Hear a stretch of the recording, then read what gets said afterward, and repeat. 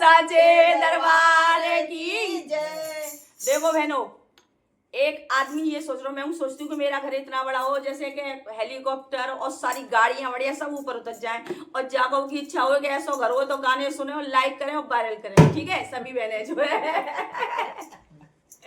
और ऐसा हो सकता है, ऐसा कोई बड़ी बात थोड़ी नहीं है। हो सकता है, कोई बात नहीं। क्योंकि किस्मत कब पलटेगी किसी को पता नहीं है, कब क्या कौन क्या होने वाला हमें नहीं पता है। सही बात है, सही बात है। भजन पूरा सुना है, जरूर सुना है, पलटेगी किस्मत पलटेगी। और भैया हम तो चाहते हैं कि माता रानी आए तो इस बार कुछ अच्छा सा तोहफा सारे भक्तों को देके जाए। और आज सुने जो है, और आज कान्हा ब्लॉग जी का चैनल है, बैठे हुए रावत भजन सागर विराजमान है। ये हमारी सखी है एक जो है, आपने देखा होगा रावत भजन सागर में पहले भी बैठती थी बेचारी।